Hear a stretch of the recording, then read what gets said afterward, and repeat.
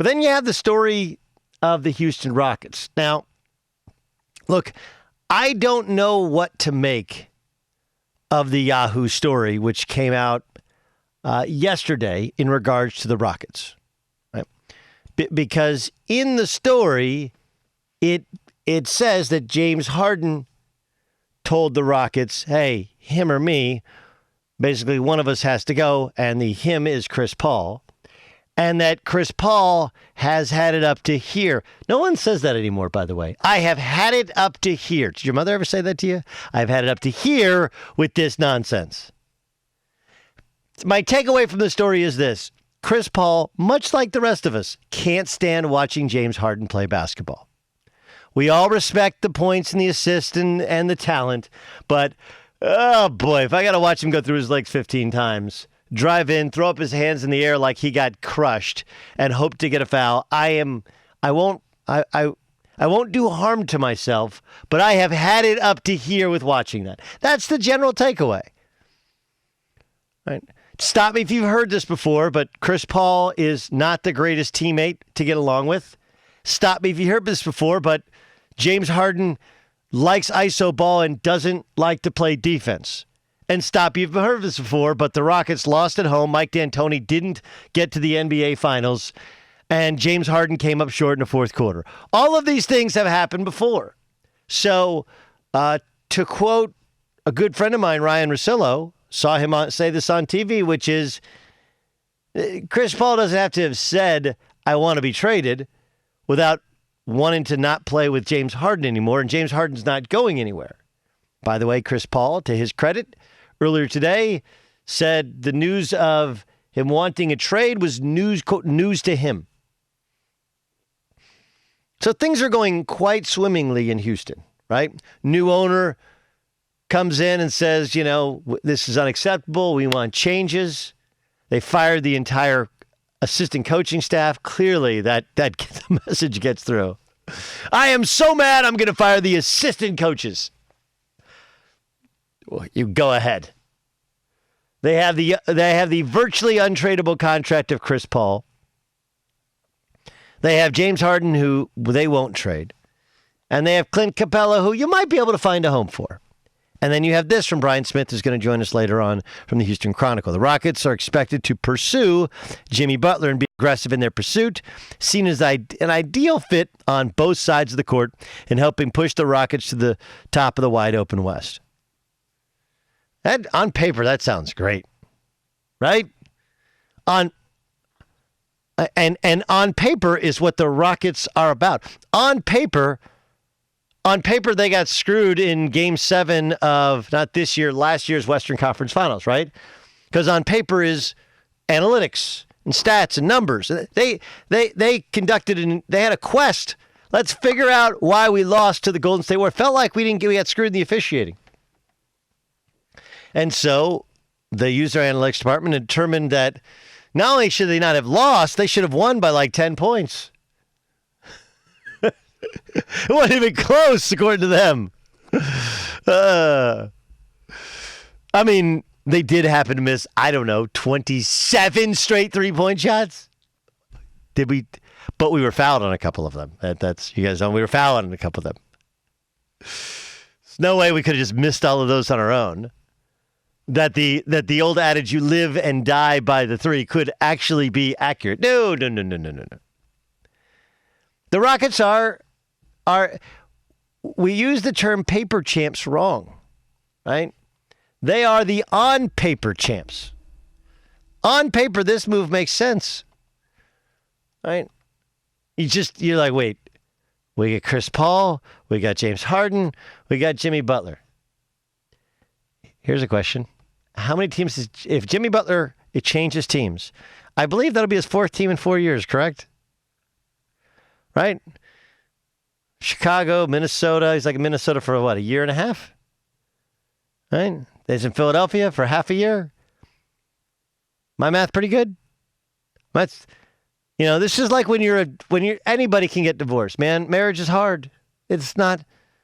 And you know what? You can fall back into it and go, you got married the second time, the rebound person, whatever, you get married for the wrong reasons or at that time of your life.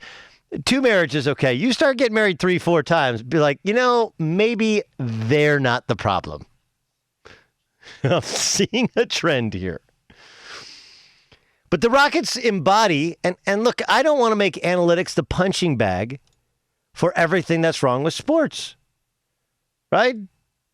But sports is not just about the numbers.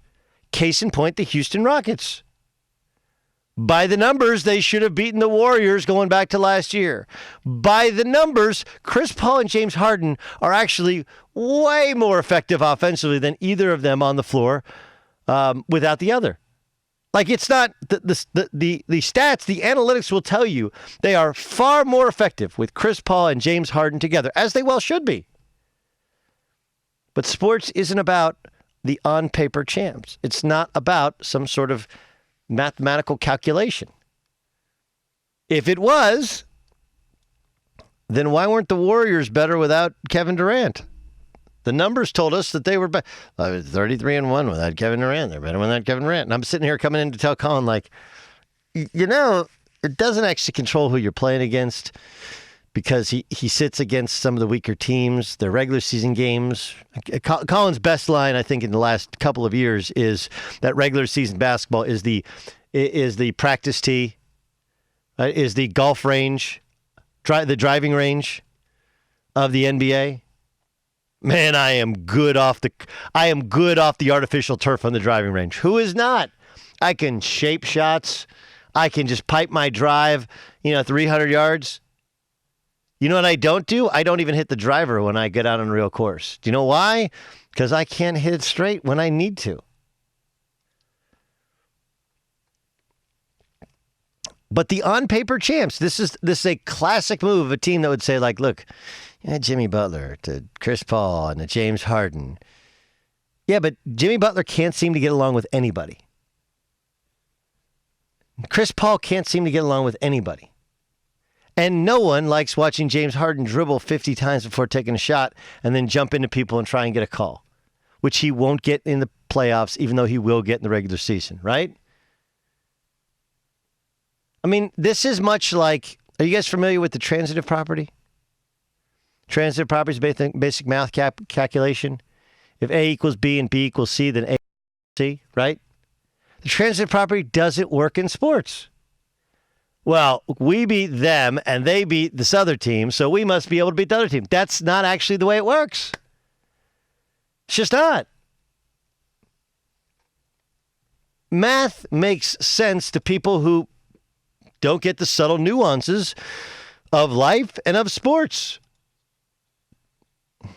Look, in football, the numbers would tell you that you should always go for 2.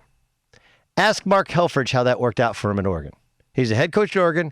They played at Nebraska, I believe, and I think they went for 2 and didn't get it 4 consecutive times. And they had a litany of injuries, but he basically got run out of town. And one reason was like, well, he keeps going for 2. Because even though the math would tell you you should go for 2 every time, especially in college football where they make extra points far less readily than they do in the pros. And even now in the pros, obviously they had to move it back, which is, by my estimation, the greatest rule change in the history of professional sports. When you don't get it and go for 2, even though you just scored a touchdown, you should be feeling nothing but joy and adulation and success. You feel kind of let down. It's a buzzkill.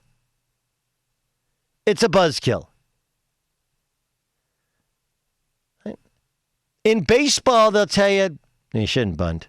The numbers tell you shouldn't bunt. Did anybody watch last night? Dodgers, they beat the Giants 9-0. So 2-0 game.